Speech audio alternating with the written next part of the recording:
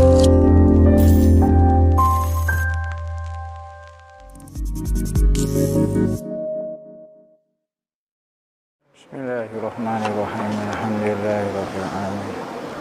Salatu wassalamu ala asyrafil Sayyidina Muhammadin wa ala alihi wa sahbihi ajma'in. Qala rabbi shrah li sadri wa yassir li amri wahlul 'uqdatam min lisani yafqahu qawli. Subhanaka la ilma lana illa ma 'allamtana innaka antal alimul hakim. Wa la haula wa la quwwata illa billahil aliyyil azim.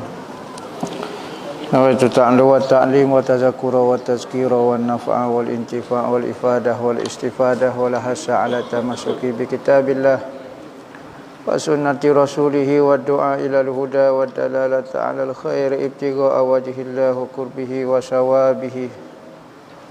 Allahumma inni as'aluka ilman ladunni wa mashraba safihani ya wahabu ya ghani. Qala al-muallif rahimahullahu ta'ala wa bi'ulumihi fid daraini amin. Rabbi yassir wa la tu'assir wa tammim bil khair wa la haula wa la quwwata illa billahil aliyyil azim. Ilahi anta maqsudi wa ridhaka matlubi, a'tini mahabbataka wa ma'rifatak.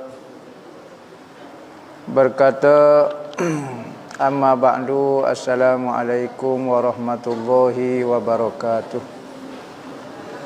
Berkata Tuan Mina dalam kitab dia Irsyadul Ibad ila Sabilir Rasyad, sehinggalah perkataan beliau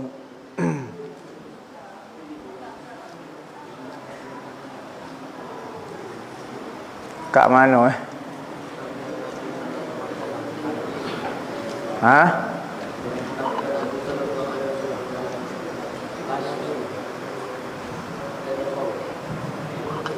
Man arafa nafsahu.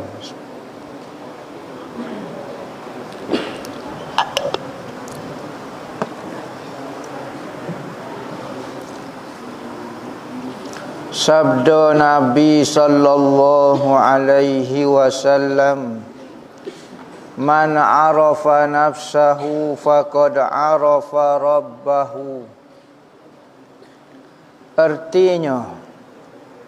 Arti hadis Nabi itu, barang siapa mengenal akan dirinya, maka sungguhnya mengenal ia seseorang. Barang siapa saat ni akan Tuhannya, Tuhan barang siapa,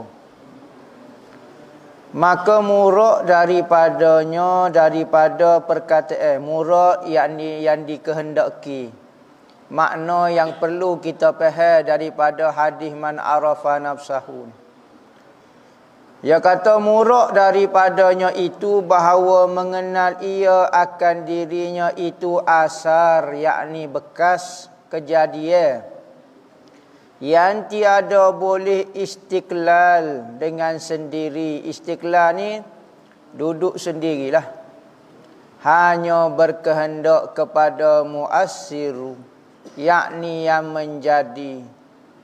Maka dikenalkan Tuhannya yang maujud hakiki, yang istiqlal dengan sendirinya, atau diketahui ke dirinya itu berkehendak, maka diketahui bahawasanya Tuhan itu tempat yang dikehendak, atau diketahuikan dirinya itu fana, maka diketahuilah bahawa Tuhannya yang kekal, atau diketahuikan dirinya itu dapat diperikan, diceritakan, digambarkan, dan dapat dirupakan, maka ketahuilah bahawa Tuhannya tiada dapat diperikan dan tiada dapat dirupakan dengan sesuatu.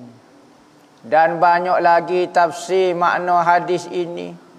Maka bukan dikehendaki daripada hadis itu bahawa diri kita seumpama zat Allah Ta'ala. Maka mengenal diri itu jadi mengenal akan Allah. Kerana bersama keduanya Allah dengan diri itu pada rupa, maka yang demikian itu mustahil atas Allah Subhanahu wa taala. Dan telah lalu barang siapa iktikad ke Allah taala serupa dengan makhluk ini, maka iaitu kafir wa iyazu billahi taala. Hadis man arafa nafsahu faqad arafa rabbahu. Siapa dia yang kenal diri dia, katanya pengarang, kita kenal diri kita banyak sudut. Pertama dari sudut kita ini makhluk, maka kita kenallah Tuhan kita lah yang menciptakan kita. Kita tahu diri kita ni berkehendak, berhajat kepada Tuhan, maka kita tahulah Tuhan ni tempat tumpuan, tempat hajat segala makhluk. Kita tahu kita ni fana, kita ni binasa, kita ni hancur berbanding dengan Tuhan yang kekal selama-lamanya abadi. Nisbah dengan makhluk, nisbah dengan Tuhan, makhluk dengan Tuhan ni maka tidak ada bandingnya. Manusia itu fana, tidak ada sesuatu pun di samping Allah Ta'ala. Kau ada kita sesuatu di samping Allah Ta'ala. Makhluk jika dibanding dengan Tuhan, maka makhluk ni seolah-olah tak ada. Di diri kita mana hak bukan hak Tuhan? Semua hak Tuhan. Maka kalau kita nisbah ke, contohnya diri hamba dengan Tuhan, maka hamba akan merasa hamba tidak ada apa-apa. Nama hamba apa Tuhan bui? Diri hamba, zat hamba, roh hamba, sifat hamba, semua hak Tuhan berlaku. Maka perbandingan makhluk, salah satu makhluk ni diri kita lah dengan Tuhan, maka Tuhan yang wujud kita ni tidak ada sebenarnya. Hak tu hakikat dia sebenarnya. Apabila lagu tu kita tahulah Tuhan yang hidup sebenar-benar, wujud yang sebenar-benarnya adalah Tuhan. Dan Tuhan ada, tidak perlu kepada sesiapa pun. Kalau makhluk ni tidak wujud, dia tetap ada. Berbanding dengan manusia, ada dia perlu kepada Allah. Setiap detik, setiap nafas dia perlu kepada Allah untuk mengekalkan kejadian dia ni. Antumul fuqara'u ilallah wallahu huwal ghaniyul hamid. Manusia itu sentiasa fakir, berhajat kepada Allah. Sekalipun dia rasa diri dia ada, tetapi untuk mengekalkan ada dia ni dia perlu kepada Allah. Setiap detik, ya, tak, jalan masa. Setiap detik kita perlu. Sebab itulah orang yang ingat Allah Ta'ala, kenal Tuhan dia, maka dia akan jadi hamba Allah Ta'ala yang sebenar. Maka maksud arafa nafsahu faqad arafa rabbahu, kita kenal diri kita lemah, jelaslah nampak Tuhan itu kuat. Bukan maksud hadis ni, apabila kita kenal diri kita, maka kita kenal Tuhan kita. Kita dengan Tuhan benda tolong. Apabila kita kenal diri itu kita, maka kenallah Tuhan. Sebab kita ni serupa dengan Tuhan. Bukan maksud lagu tu. Ramai orang faham apabila kenal diri, maka kenal Tuhan. Yakni kiyah-kiyah ke diri dia dengan Tuhan. Tak boleh. Karut lagu ni. Bahkan jadi kafir mikir lagu ni. Faidatung. Banyak lagi syarah dia. Cuma hamba tak syarah lah. Dia pun sebut kata syarah ni banyak sangat. Tetapi dia sebut hak simpul-simpul saja. Tak boleh sebut hak dalam-dalam. Faidatung telah sampai akan kami khabar daripada Nabi sallallahu alaihi wasallam bahawasanya malakul maut meninggal akan ruh anak Adam pada buluh. Apa dia tu?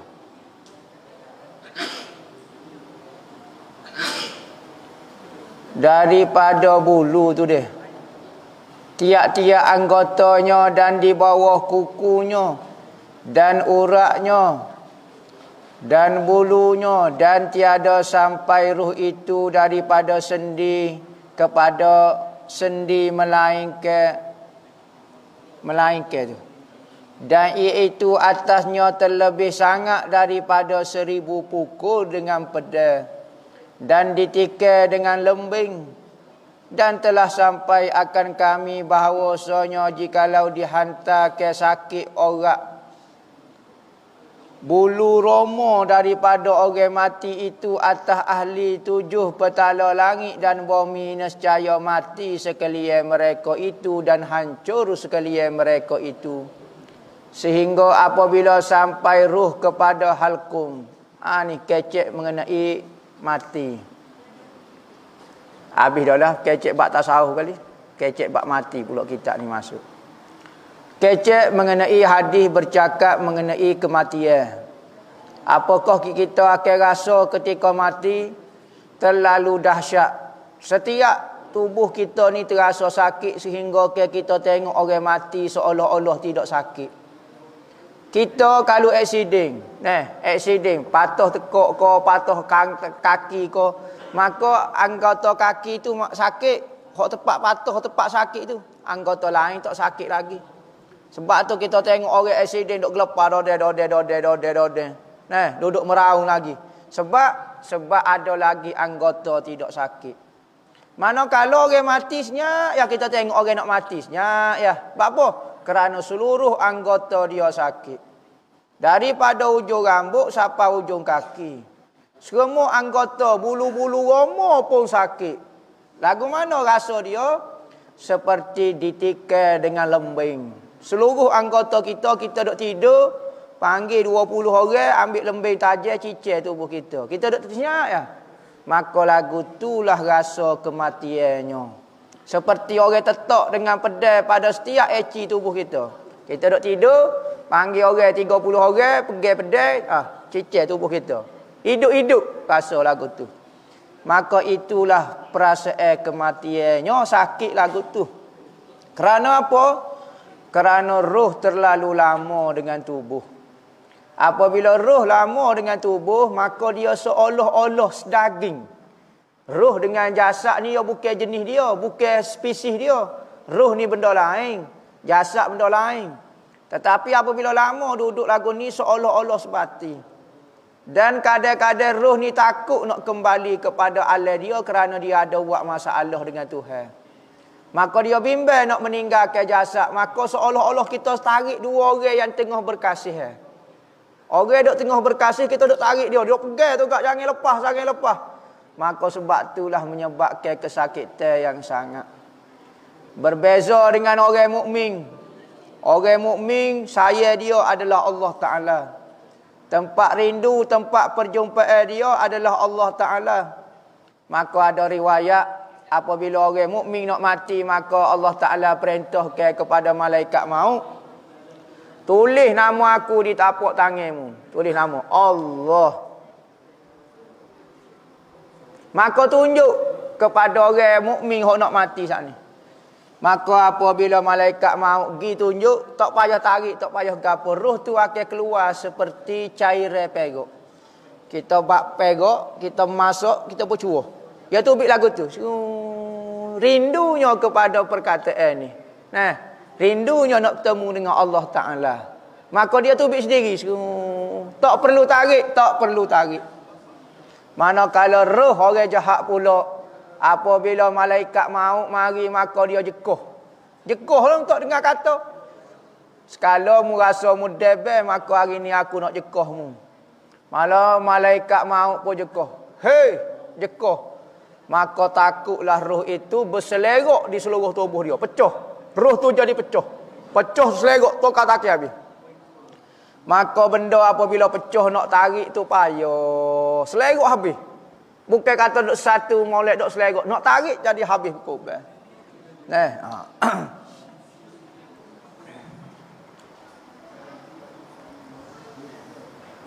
Daripada 1000 pukul dengan pedang dan ditikar dengan lembing. Dan telah sampai akhir kami. Ni hadis-hadis mengenai kematian. Orang berfikir mengenai kematian, nafsu dia akan jadi senyap. Benda nak kawan nafsu so yang ingat kepada kematian. Zikir putus sebeh pun tak jadi apa. Tetapi kalau nak suruh lari lintasan iblis, lintasan syaitan, kena banyak berzikir. Apabila berzikir, lintasnya jahat daripada iblis tak mari. Tapi lintasnya jahat daripada nafsu mari lagi. Nafsu pula lagu mana? Tak siapa mari lintasnya jahat, ingat kepada kematian. Yang bawa ni kan mati, malu kat lu. Murusuk kali tak jadi nak buat. Apa? Ingat kemati. Dia kata ke mana? Kalulah dihantar. Dalam hadis kata, kalulah kesakitan orang mati. Sakit cuma mana? Sorak bulu roma. Orang yang nak orang mati, sakit di bulu roma dia saat ni, kita letak atas 7 petala langit dan bumi, nescaya mati sekalian mereka itu. Kerana sakit sebulu roma so baru. Maka kalau kesakitan itu diletak di langit dan di bumi, mati habis kerana selalu sakit. Hancur sekalian mereka itu kerana terlalu sakit. Orang ni kadang-kadang kalau terlalu takut boleh mati. Jadi jatuh tak boleh nak nyawa, jadi gapo macam-macam. Maka begitu juga kesakitan mati. Hingga apabila sampai ruh kepada halkum. Ni halkum. Ruh orang mukmin ada riwayat kata tarik sebelah muka. Ada riwayat kata tarik sebelah dada. Tubik kat sebelah dada. Tak apalah kok mana-mana. Dalam kitab sebut 2 cara tu. Dia akan tubik kat sebelah muka. Sebab tu mata dia akan melenggak naik ikut ruh. Nabi pergi ziarah sahabat dia meninggal. Maka apabila Rasulullah pergi, Rasulullah tengok sahabat dia duduk belalak lagu tu. Maka Rasulullah pun pergi baca bismillah wa ala millati Rasulillah. Rasulullah pun tutup mata tu. Nabi kata tutup mata mayat kerana mata dia melihat perjalanan ruh dia. Ruh dia jalan ke dia tengok siapa habis. Maka tepik dalam rumah tu, sudahlah. Jadi sunat kita tutup pandangan mata mayat. Pertama kerana pandangnya itu tak comel. Pemandangan orang duk belalak lagu tu tak comel. Kedua tak siwi tahu mayat tu gimana. Kena mayat tu hitam ke bawah tak ada apa. Ruh dia pergi kat mana tak tahu. Masuk dalam sijin ke masuk dalam iliyin. Maka ruh apabila sampai kepada halkum, mula-mula ditarik ruh sehingga kepada buku lali. Marilah tentera-tentera daripada malaikat maut, hok tarik seluruh dia tarik. Maka ditariklah dengan susah payahnya sampai kepada buku lali. Maka roh hok berada di ibu jari kaki akan minta oyak kata selamat tinggal. Lama dah kita duduk dua ni. Maaflah hari ni hamba nak tubik dah ni. Maka berpisahlah roh di buku lali. Sehinggalah ditarik sampai kepada buku lali, hok ibu jari. Mari pergi pula malaikat. Turun pula satu kumpulan malaikat, tarik pula sampai ke lutut. Sebab tu kalau orang tengok orang mati, ziarah orang mati, jangan pergi jamuh kepala orang. Jamuh kaki dulu tengok. Kalau kita tunggu orang nak mati, orang tengah nazak, jamuh kaki dia. Kalau kaki dia mula sejuk, rasa sejuk dah, tidak ada roh dah, tak panas dah, kaki dia akan jatuh lagu ni. Kaki dia akan jatuh gini. Ataupun jatuh gini. Tak ada dah kerah lagu ni tak boleh dah. Dia akan jatuh tak ada roh dah. Begitu dah. Maka kita jamuh. Jamuh nadi belakang buku lali tengok. Oh tak ada dah ni. Nampak kena itu dah tu. Panggil orang tua, panggil gapo anak beranak dia. Dia tengah nazak dah ni. Tengah separa. Tarik pula jamuh ke lutut gapo dia sejuk. Naik pula malaikat. Turun pula malaikat tarik sampai ke pinggir. Sudah sampai ke pinggir, malaikat tu naik pula, turun pula satu kumpulan malaikat tarik sampai ke dada. Sampai ke dada dan halkum, malaikat mau ambil pukulan. Hoklah sekali, malaikat mau ketua segala kematian ni, dia akan ambil. Maka dia akan panggil ruh tu. Kalau ruh baik, dia akan panggil dengan nama comel. Nama fulan bin fulan. Mu ni rajin semayang, mu rajin baca Quran, perangai mu juru. Rajin ngaji fardu ain, rajin selawat, rajin zikir, penyabar. Maka apabila sebut lagu tu sebut dengan nama comel, ruh jadi duk tengangor dengar orang puji dia, koya lagu tu. Maka disambutlah. Malaikat maut ni dia sambut. Nak tubik sikit ni kalau kita tuk bidai lah. Nak tubik sikit tu, ia masuk, ia akan bawa sehelai kain daripada syurga dan wangi daripada syurga kasturi ke apa dia. Masuk tubik saja roh, dia akan ambil baluk, bubuh minyak atas, dia akan akak wak naik.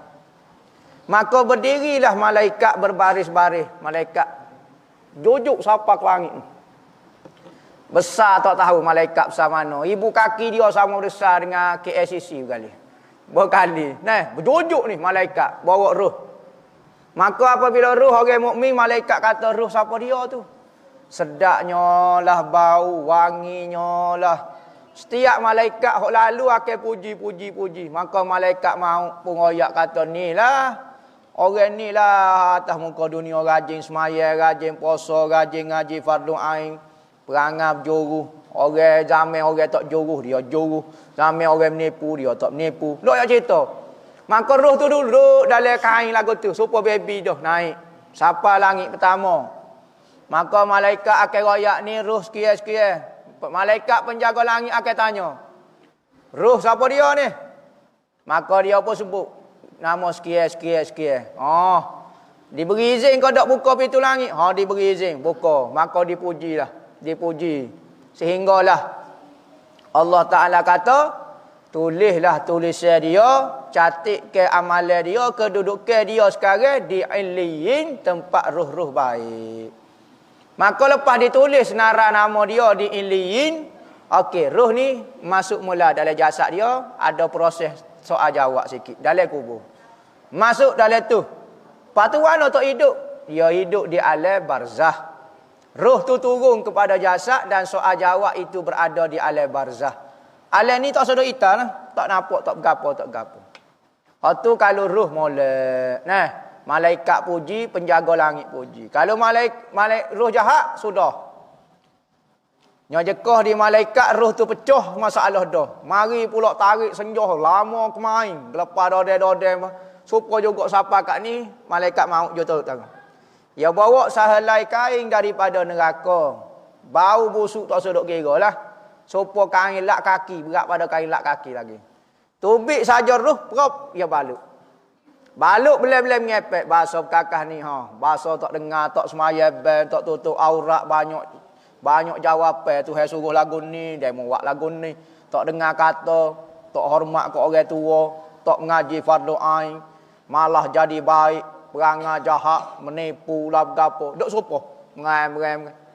Wak naik tu, malaikat hok tunggu tu. Kalau kita tutup hidung lah. Bahasa kakak mana ni bang lagu ni.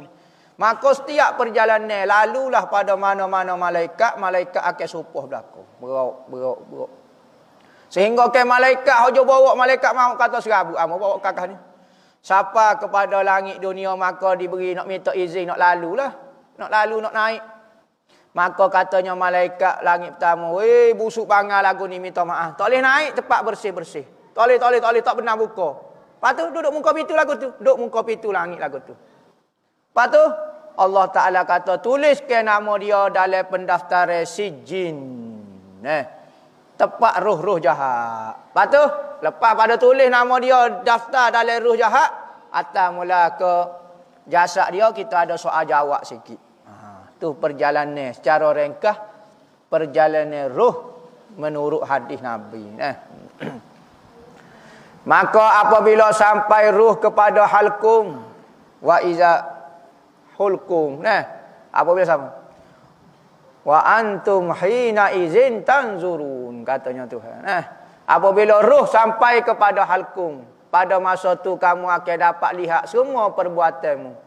Perbuatan baikmu, perbuatan jahatmu, perbuatan khianatmu, perbuatan pura-pura kamu, perbuatan semua mu boleh tengok belakang. Jelas. Sebab tu apabila roh duduk sini, kita boleh tengok lalu kalau orang molek, orang tak molek. Kalau orang molek, dia akan macam mana?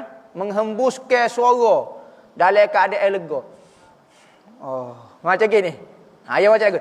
Ngilipal ledok lah. Tapi hidung dia akan kembali, dia akan rasa peluh sini. Hatu ruh orang molek kerana melihat pemandangan yang indah ketika dia hidup. Kebaikan yang ia buat. Manakala ruh yang jahat pula akan mengeruh seperti seekor kuba kena sembelih. Bunyi kan? Yang bunyi gitu. Tu kubar kena sembelih. Ya wakil bunyi lagu tu kerana takut dengan pemandangan dan perbuatan yang dia buat atas muka dunia. Bimbang dah dia. Nak lari tak boleh nak kata gua no. Tu bunyi dia. Lebih kurang lah. Sebab itulah orang yang nak tunggu si mayat kena amanah.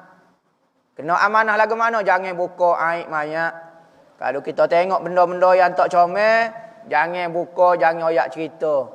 Mungkin itulah balasan yang terakhir dia akan terima daripada Allah Ta'ala. Mungkin Tuhan malu dia ketika dia nak mati, alam kubur habis dah, bersih dah diri dia. Jadi sebab tu kalau tengok pemandangan molek, tak apa kita beritahu orang. Kalau pemandangan tak molek, jangan beritahu. Niat mudah-mudahan hak Tuhan buat kepada dia ini adalah penghabisan kepada pencucian diri dia. Lagu tu.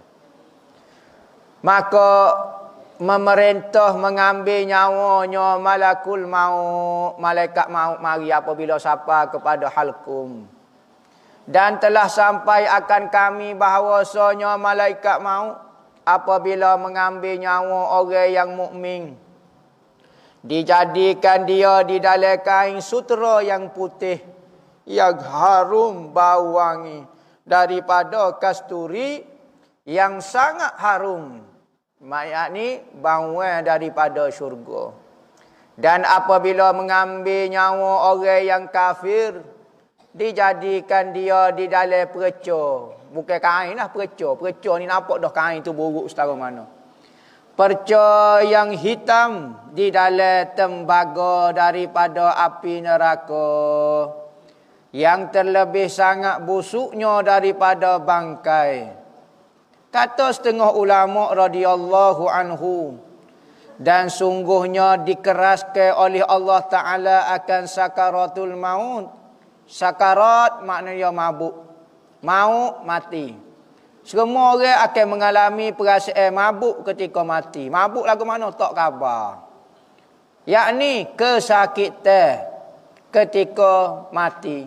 Sekalipun mati kena karat, mati terjun, mati mengejut, mati gapo ko, semua menerima kesakitan mati. Sehingga ke Nabi sendiri pun merasai innalil mauti la sakarat. Sesungguhnya bagi mati itu betul-betul ada sakit dia, la sakarat. Katanya Sayyidina Aisyah, apabila Rasulullah sendiri pun sakit mati, aku tidak pernah cemburu dengan orang lain kata mati ni tak sakit. Rasulullah sakit. Tentulah orang lain lebih-lebih lagi akan merasai kesakitan. Tu sakaratul maut, sakitnya mati. Dia kata Allah Ta'ala akan keraskan, akan susahkan, akan payahkan sakaratul maut atas anbiya-Nya, para nabi-nabi. Welum patut kekasih Tuhannya, tidaklah sakit, dok sakit juga. Dan aulia-Nya, para wali-wali Tuhan, kekasih-kekasih Tuhan. Tak kalau keluar nyawa mereka itu, gapo dia tujuan? Tujuan kena juga sakaratul maut. Dia orang baik dah, dia orang juruh dah, dia orang ikhlas dah, dia nabi-nabi, dia wali-wali. Tujuan dia gapo? Supaya meninggikan darjat mereka. Tuhan nak tambah lagi darjat mereka. Cara paling last sekali, masa peluang paling last sekali nak tambah lagi pahala dia, maka dengan kita payah ke kematian dia. Dia orang baik dah. Tujuan nak supaya apabila masuk alam bertambah lagi kebajikan dia. Dan dikerahkan oleh Allah Ta'ala atas orang yang lain daripada mereka itu, daripada muslimin. Kalau orang jahat pula, orang fasik pula, bapa pula payah mati, supaya kifarat bagi dosa mereka, nak membersihkan dosa mereka. Allah Ta'ala bersihkan dosa manusia ni banyak peringkat. Pertama, ketika hidup, Tuhan buat hidup dia susah, payah pitih, nak nikah pun payah. Orang lain malah saing dengan dia, perangai dia pelik, ganjil, cending macam orang becis macam, muka tak semak, kena nyakit. Tuhan buat gapo dia? Nak bersihkan dosa dia. Kalau tak bersih lagi atas muka dunia, Tuhan cuci dia ketika nak mati. Mati gelepar tu gak kawan ni, gelepar tu gak. Nak bersihkan dia supaya masuk alam akhirat bersih. Tak kedainya kalau tak bersih lagi Tuhan katok dalam kubur pula. Klekong, klekong, klekong, klekong, klekong, klekong. Tak bersih juga. 1000 tahun dah duduk dalam kubur. Tak bersih juga. Tuhan pajar pula di akhirat. Akhiratnya pajar dah poloknya wak gini nak suruh bersih. Tak bersih juga. Last sekali tak ada cara. Kena celup dalam klorok neraka dipanggil. Klorok ni masuk ni tentu bersih dah. Celup. Pas celup. Berapa? 100,000 tahun. Masuk sedetik saja api neraka tak reti nak kecek dah perasaan sakitnya kita alami. Kalau masuk 100,000 tahun tak tahu. Bersih barulah mandi dalam kolam ayah masuk dalam syurga. Barulah bersih. Barulah layak nak menengok Allah Ta'ala. Lagu tu. Sebab tu orang kalau ingat kepada kematian, dia rasa dia ada dosa cepat-cepat minta maaf dengan Tuhan. Ya Allah ya Tuhanku maaf lah apa dia salah silap kita. Antara doa yang Nabi ajar supaya dosa kita tak ada iaitu sayyidul istighfar. Baca sekali saja. Siapa dia baca pada waktu subuh, maka dosa dia tengah malam habis berlaku. Siapa dia baca pada waktu maghrib, dosa tengah hari dia habis berlaku. 2 kali sehari ya kita baca. Lepas subuh sekali, lepas maghrib sekali. Hak lepas maghrib kiparat kepada dosa tengah hari. Hak lepas subuh kiparat kepada dosa tengah malam. Allahumma anta rabbi la ilaha illa anta khalaqtani wa ana abduka wa ana ala ahdika wa wa'dika mastata'tu. Abuhu laka bi ni'matika alayya wa abuhu bi zambi faghfirli fa innahu la yaghfiru dzunuba illa anta. Hadis Sayyidina Aisyah tak silap. Dan sunat bagi orang yang hadir. Ni sunat. Apabila kita tengok orang mati lagu tu, orang pergi ziarah orang mati jangan duk buah. Buah lah lepok mai haji lah isap rokok lah macam-macam. Jadi duk serabut. Kita nak pergi ziarah orang mati sebentar ya. Pergi baca yasin lah. Kau gapo dia kau. Pergi duduk buah, duduk gora, duduk gapo. Kematian depan kita tak ada pelajaran langsung. Seolah-olah dia mati ikut dia, lantak dia lah. Seolah-olah kita tak akan mati. Patut kita tengok kematian, sudahlah. Mati dah lah, sayang hamba. Umur sama, muda pada hamba, mati dah dia. Sudah hamba lagu mana kalau Tuhan buat. Ambil pelajaran sikit tak apa dah. Kita nak buat tak apa dah, tapi kita tengok sikit orang mati tu ambil pelajaran sikit tak apa dah. Dia kata sunat bagi orang yang hadir, orang hok mari tu talqin akan orang yang hendak mati akan la ilaha illallah. Seperti bagai yang diriwayatkan oleh Imam Muslim daripada Abu Sa'id Al-Khudri radhiyallahu anhu. Katanya aku dengar sendiri Rasulullah bersabda ajarkan olehmu akan yang hendak mati daripada kamu akan la ilaha illallah. Dan daripada satu riwayat apabila hadir seorang hendak mati maka ajarkan oleh kamu akan la ilaha illallah. Maka bahawasanya tiada seorang hamba yang disudahkan baginya dengan dia habis perkataan lah sekali la ilaha illallah. Lah kehidupan dia dengan kalimah Allah pada ketika matinya melainkan adalah segala apa dia tu? Adalah bekalnya di dalam syurga.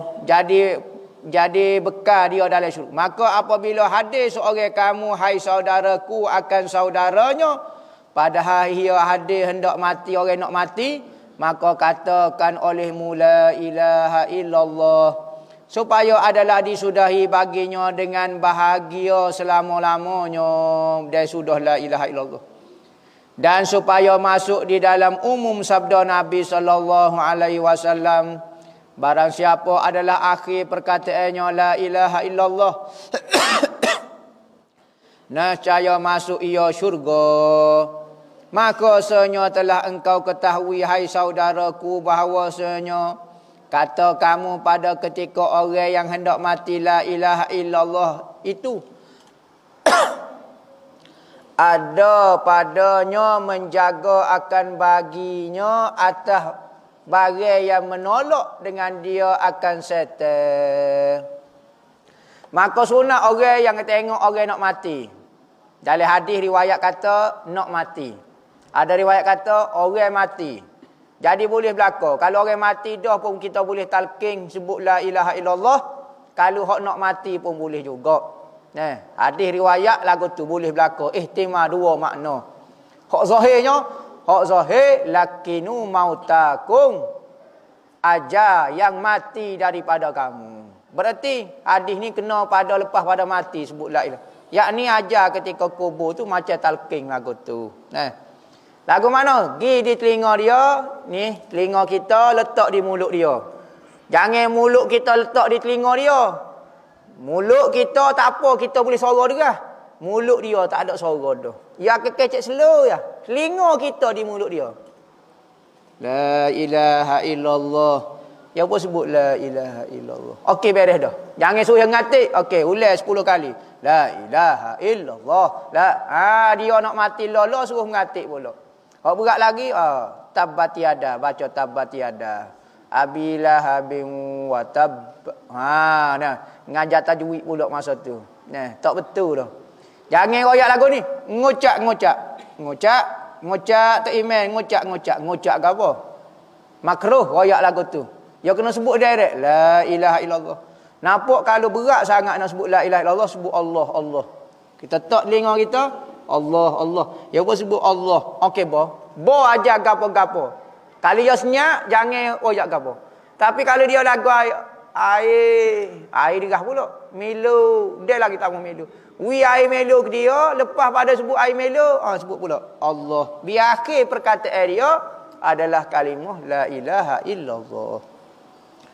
Kalimah la ilaha illallah ni, siapa dia yang mati dengan kalimah la ilaha illallah, maka dia akan dapat masuk syurga awal. Masuk syurga awal.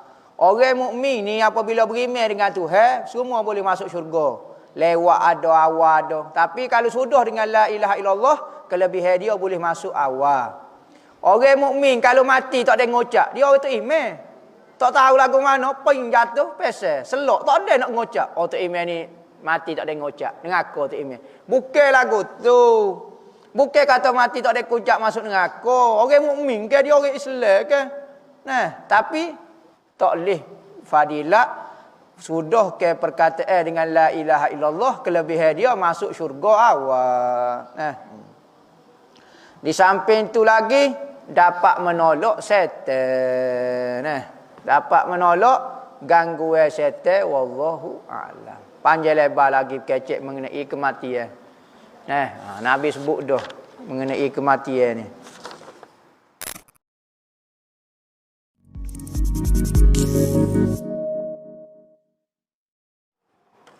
Soalan. Saya semaya di masjid mengikut kiblat. Satu hari saya buka aplikasi kiblat dalam handphone. Waktu masjid yang sama lah. Tiba-tiba kiblat masjid menunjuk ke arah pukul 12. Aplikasi kiblat tunjuk arah pukul 2. Sudah. Hak mana hamba patut ikut? Zon hamba hak mana tu ya guru? Masjid tu ke aplikasi kiblat tu? Hak mana kuat, hak mana gagah? Gagah ikut pendapat orang ramai ke aplikasi kiblat? Tak payah ikutlah aplikasi kiblat maya supaya biasalah. Kalau kita ikut hak tu gak sudah sama-sama zon belaka. Hak ni orang ramai dah buat, mesti dia ada keedah dia buat dulu ke apa dia. Hak ni aplikasi kiblat tengah bateri jeng ko koin ko lagu mana. Lah ni siap aplikasi kiblat letak depan Kaabah dia tunjuk kau ni dah pula. Nampak? Lagilah pening aplikasi kiblat ni. Pas macam-macam gambar kartun, gambar itik, gambar serati, tak tahu hak mana betul, hak mana salah. Maka bos koda aplikasi kiblat tak payah ikutlah. Maknanya tak jadi kuat sangat. Kalau kita rasa lebih percaya aplikasi kiblat, salah masjid tu kena royak. Masjid ni salah ni. Lah ni orang pakai laser lah, pakai mari majlis agama betul arah kiblat lah ngituk duk gini duk gapo dia. Sudah. Dia cek salah gak kena qada lah semaya jawab perio. Orang dulu tak apa dia keramat. Balah masjid mana Katanya masjid tu masjid ni kata kiblat kau ni. Katanya wali tu dok kau ni. Lagu mana boleh salah hamba semaya 10 tahun. Masjid ni 80 tahun dah orang bina. Orang duk semaya kau ni belaka. Katanya wali tu kau ni hamba tengok. Hamba tengok kiblat. Maka dia pun ambil lubang, dia ambil benda dia cocok di dinding masjid dia buat lubang. Tak percaya cerita. Panggil Tok Bilal tengok, ya Allah, Kaabah betul-betul. Maka dipanggillah wali itu Mbah Bolong. Mbah Bolong. Bolong ni maknanya lubang. Murid pada Sunan Ampel. Sunan Ampel. Tu khamak dia. Kita tengok aplikasi kiblat betul-betul. Tengok long itu koordinat gapo dia pun. Jadi kita nak kata lagu mana, hok mana kuat tu boleh berlaku. Orang pegangnya setempat pun kuat, aplikasi pun ada. Tapi hamba kalau salah lagu ni pakai tak payah pegang lah aplikasi, pakai semaya cara dia lah. Jadi kau jadi rohok dah pula. Ustaz, mana lebih elok selepas solat fardu kita berzikir atau tahlil? Apa buat tahlil tiba-tiba? Zikir lah. Mungkin lepas semaya ada zikir-zikir Nabi Muhammad ajar dah ke? Subhanallah ko, alhamdulillah, Allahu akbar ko, tiga-tiga ko, ikutlah banyak baca ayat kursi ko, baca pakku ko, ikutlah. Tiba-tiba nak tahlil lagu mana tak tahu pula ni. Selepas doa kita solat sunat. Lepas doa baru kita solat sunat. Jalanlah lagu tu lah. Lepas doa baru kita main sunat ni. Jalan dah betul dah. Apakah azab bagi orang yang menghina orang soleh dan alim ulama? Tak tahu, hamba tak ingat dah apa dia. Azab bagi orang yang menghina orang-orang alim ulama. Cuma katanya ulama, darah ulama itu beracun. Darah ulama itu beracun. Yakni sangat mustajab. Antara benda-benda yang Tuhan seolah-olah balas di atas muka dunia lagi, akhirat ada dah balasan ni. Dia ada balasan ni Tuhan balas di akhirat saja. Ada balasan ni nak kata berat tak berat di dunia kena dah dia. Antaranya hina ulama, fitnah ulama, ni. Anak-anak dia tentu dah tak boleh nak jadi ulama sebab dia benci ke ulama. Kalau jadi juga jadi ulama sesat. Jadi ulama W. Ustaz nak tanya, saya kerja anggota keselamatan. Satu hari saya kerja di tempat duduk sore lah, shift malam. Tempat tu banyak orang tu bik mari. Pas maya subuh saya minta kati. Hok jom kati mari dalam pukul 7.10. Waktu subuh habis dah, saya boleh teruskan maya subuh ataupun kena qada. Maya subuh lah. Maya dalam gotu dia tu, tempat jaga tu. Tak ada masalah lah. 2 rakaat ya. Mata boleh tengok tu. Khusyuk tak tahu kat mana dah kat kita. Semayalah 2 rakaat. Jangan tunggu nanti habis waktu 7.10 ni cerah dah.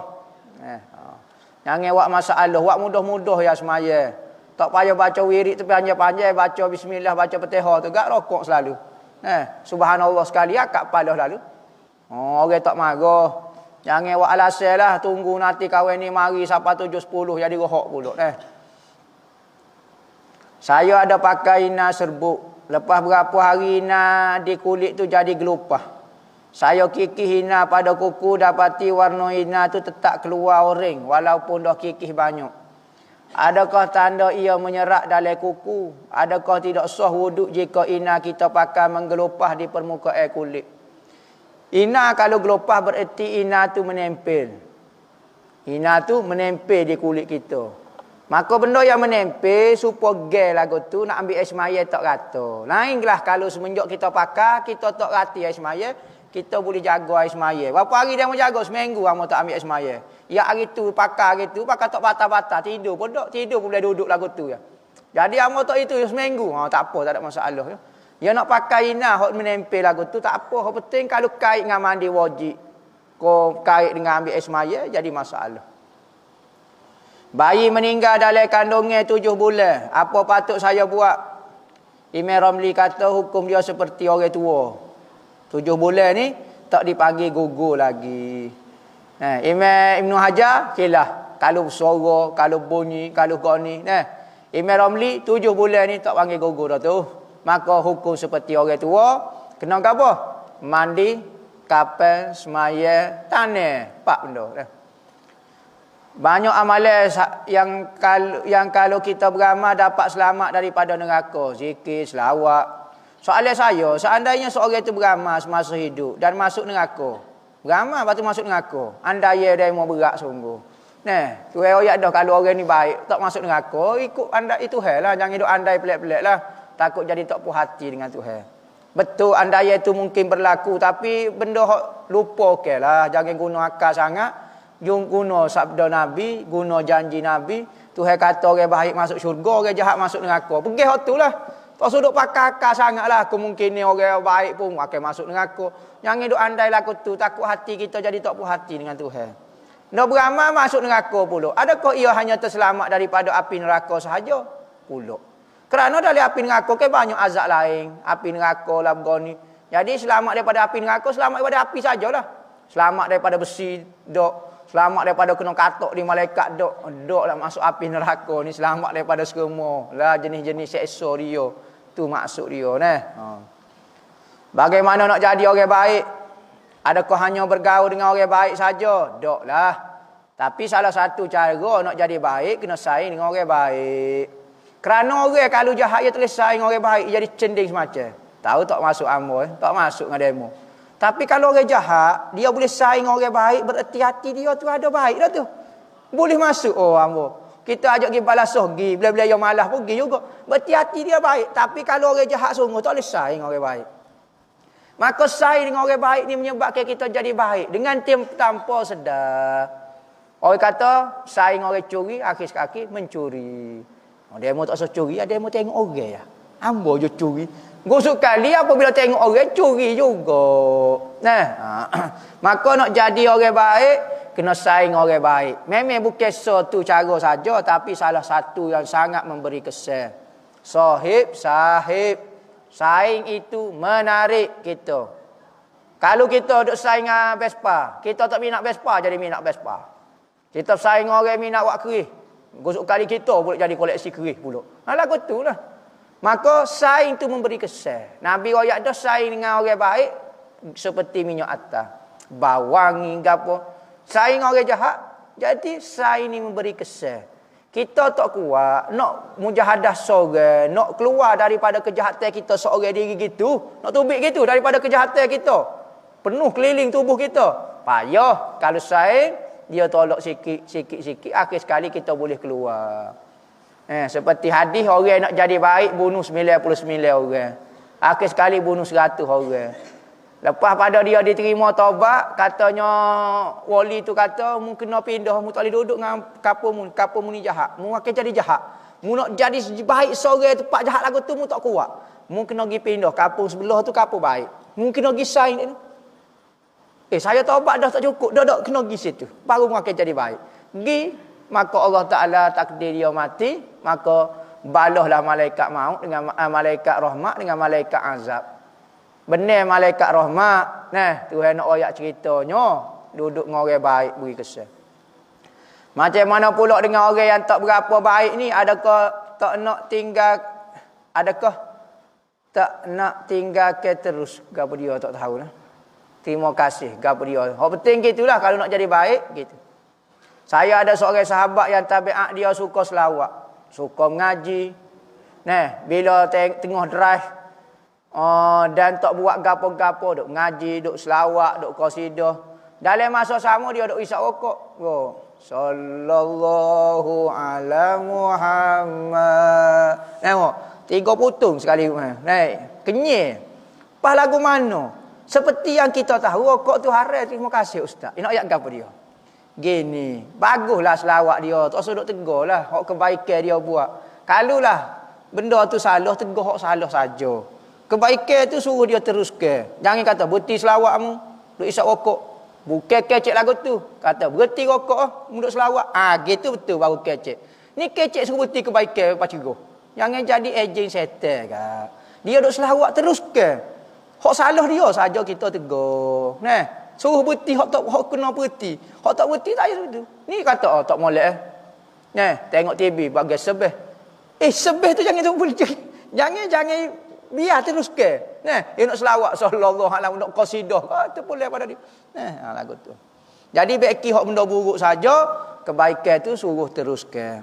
Kalau boleh besarkan kebaikan. Lama-lama kebaikan tu akan menguasai keburukan hak ada di diri dia. Ustaz, apa hukum memburu burung guna bidah? Adakah boleh makan burung tersebut, tak boleh makan? Dalam mazhab kita, binatang kena sembelih dengan cara syariat. Syariat kita sembelih benda tajam, tekak, zeruk. Kalau binatang tak boleh nak ikat, kena tembok dengan benda tajam. Panah, lembing, pedang, golok, kelewel, chainsaw. Chainsaw tajam kodok Chainsaw tak masuk benda tajam. Hak penting benda tajam, barulah mampu tu boleh makan. Kalau benda tupu, batu tu ke batu bidah tu ke tupu. Kita pop kena pecah kepala dia. Tak boleh makan saja. Kita ambil kayu pekung, tak boleh juga benda tupu, tak boleh kena benda tajam. Biar kena kaki pun, hak penting benda tajam. Biar tubik juga darah dia. Supaya kata lembu, berambak dengan lembu, berebung pun, bunuh diri terjun dari telaga. Sudah. Lembu harga 9,000. Sudah. Lagu mana duk buik-buik lagu mana ni? Ambil lembing, ambil sah itu nyo tu, ambil lacang. Pop. Biar kena dia mampu kerana lembing tu, maka boleh hakak selu-selu, boleh makan ramai-ramai. Atau tak sembelih. Nak sembelih lagu mana lembu ni liar. Hak boleh sembelih tekak ni kalau benda yang kita boleh kuasai dia. Kalau tak boleh nak kuasai seperti binatang buru ke, boleh tembak benda tajam. Peluru tak masuk dalam kategori tajam dalam mazhab kita. Nembak kalau mampu tak boleh makan. Mazhab Maliki kata boleh makan. Mazhab Maliki kata kerana kelajuan dia jadi benda tajam. Mazhab kita tak laju setahu mana sebab dia benda tupu.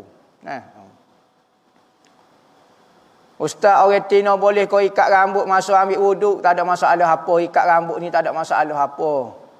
Cuma kita kata ketika semaya kau gapo molek lepaskan rambut kerana Nabi marah ikat rambut.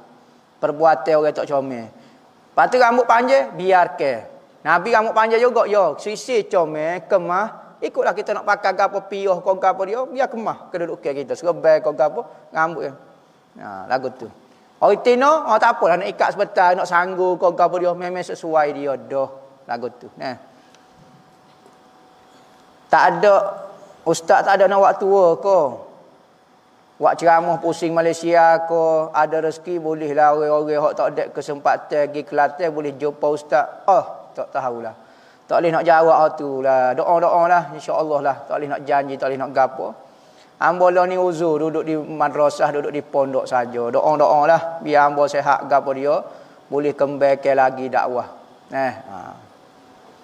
Saya pakai cincin jari tengah. Sebab cincin saya beli nya besar pula sikit. Makruh kodok. Makruh. Nabi larang 3 jari ni jangan pakai. Hak boleh pakai 2 jari ni. Kalau pakai tengah ni, Nabi lagi lah. Kecil lah sikitnya. Allah berapa sing sangat lah. Kecil. Tak dosa lah. Pakai tu tak dosa, cuma makruh larangnya. Jadi alih-alih nak pakai, biar Nabi sukuh lalu. Rugilah gitu. Boleh kalau perempuan hik membaca roti Fatihah. Roti bulu Fatihah pula. Roti bulu atah, roti yang lain. Roti bulu Fatihah ni baca surah Fatihah lah. Tak boleh lah roti bulu Fatihah. Baca surah Fatihah. Maka ayat Quran tidak dibenarkan. Kalau wirid-wirid, hizik-hizik, kalau ada ayat Quran niat nak baca zikir. Maka niat baca wirid kita, biasa kita baca Ratibul Haddad lepas maghrib. Dalam Ratibul Haddad tu ada ayat-ayat Quran juga. Dalam Ratibul Atah ada ayat Quran, dalam hizib ni ada ayat Quran. Maka kita niat tu semua wirid kita, maka dibolehkan baca. Wallahu a'lam.